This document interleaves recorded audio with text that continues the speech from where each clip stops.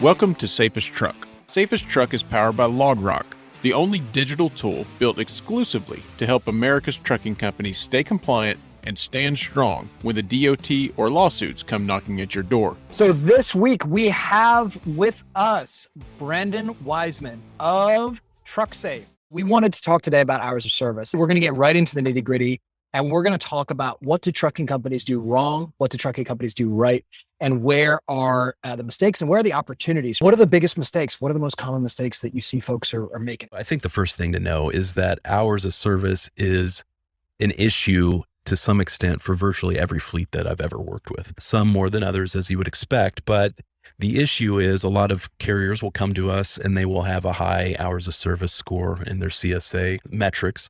And the problem with that is that if and I think you've done some shows on this as well, if you understand how the T kind of looks at the various factors that it rates motor carriers, and you'll know that hours of service is the only factor of the 6 or 7 that it looks at that is actually double weighted. So any violations discovered in the hours of service factor have a much greater weight on you as a motor carrier in terms of your safety scores than any other violations.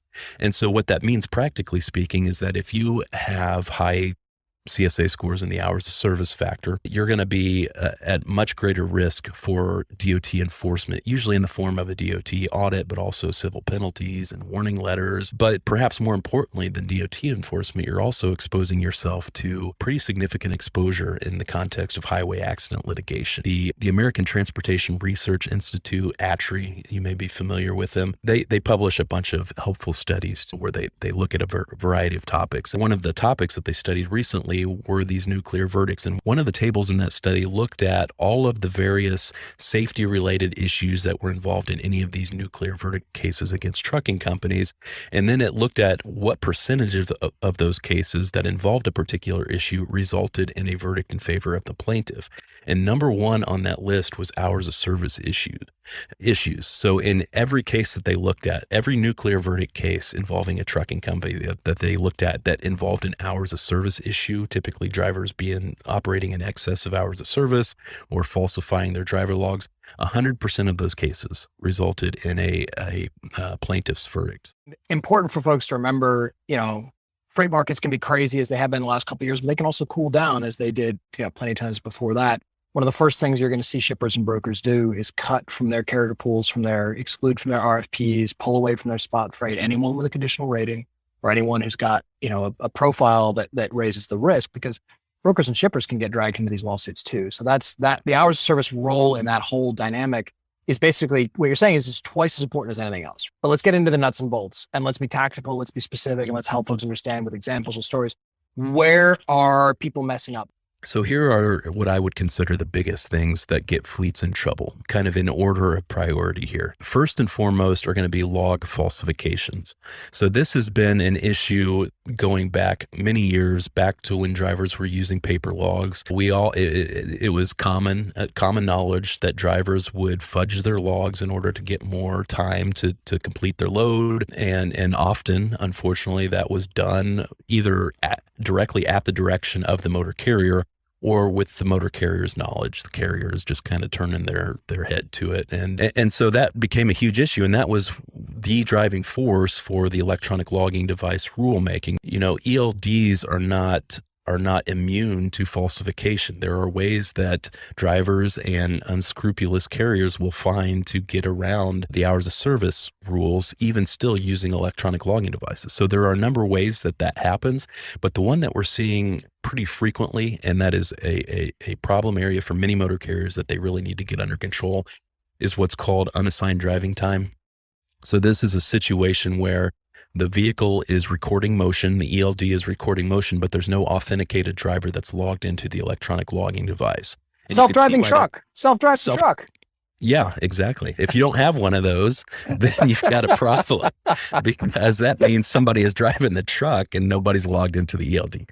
So obviously that's the prime way to try and get around having an electronic logging device. The driver just doesn't log in and says, oh, look, my hours are fine. Well, That's not how it works, because that device is still recording that time on the device. It's just that no driver is logged in. So I've had situations where I've gone in and done mock audits for motor carrier clients, and they will literally have thousands of hours of unassigned driving time on that report. And, that's just asking for trouble, both roadside and also during an audit. So what I say to them is, if it's not practical for you to rectify every last minute on that report, you at least need to prioritize the most significant chunks of time that are unassigned. You need to figure out who they belong to, and you need to send them to that driver and have him or her accept that time as his or her own. How do I control this? I'm not going to sit next to the driver in the cab, ask him every 5 minutes, Yeah. is his ELD on? Is he authenticated? Two things. So number one, I think first and foremost, you as the motor carrier need to be auditing your unassigned driving report. You need to understand how to access it in your back office system for your ELD. It's a report that every ELD generates, and it's a report that not many motor carriers review, unfortunately. But you need to be looking at it, if not on a weekly basis, at least on a monthly basis, to see, again, who are your worst offenders? My advice to you is to prioritize your worst offenders and get those taken care of, because then once you get those taken care of, then maybe you're at less of a risk. Number two is the importance of driver training. True enough, you're not going to want to get into a situation where you're having to have somebody ride along with all of your drivers and monitor their every move. Your drivers need to be appropriately trained, though, on how to use their devices and the importance of logging in and using the devices, and not engaging in this conduct of trying to get around the hours of service rules by not logging in. What's next on the list? Next on the list is another report that you can run through your ELD, and it's one that you should be running. And this is the Personal Conveyance Use Report. So personal conveyance is another systemic issue in the industry. It's one that has become even more of a problem with the advent of ELDs and the use of ELDs, because it's another potential way for drivers to get around the hours of service rules now that they have the devices in their trucks that are essentially monitoring them. So personal conveyance, for those of you who aren't familiar with it, is the idea that a driver in certain limited circumstances can operate his or her commercial motor vehicle for personal reasons, not at the direction of the motor carrier, and log that driving time as off-duty time. So the issue is that nowadays, and this, again, it was an issue even before ELDs, but a bigger issue now, is that drivers have become wise to the fact, and some carriers, that, hey, if I run out of available hours of drive time, I could just flip over to personal conveyance status, and the device will reflect that I'm in off-duty status, so it won't flag any violations of the driving time limit. But the problem is that personal conveyance allowance is very limited in scope. And my advice here is, if you're a motor carrier, you need to be monitoring your personal conveyance report, because again, if drivers are misusing this status, it's going to be written up as a false log. If you have multiple false log violations, that's going to raise your CSA score. It's going to cause a potential safety rating downgrade. And this has become a pretty big abuse in the industry. So monitor personal conveyance use among your drivers. Manage your data. Don't have to look at every single line of every single report. Know where to focus. Know how to use it. Use it as a tool to your advantage. Otherwise, it's going to be turned against you. That's right. All right. Brandon Wiseman from TruckSafe. This has been absolutely insightful. You're shedding a light on some key issues, some blind spots that I think a lot of folks have. We really appreciate you sharing your insight.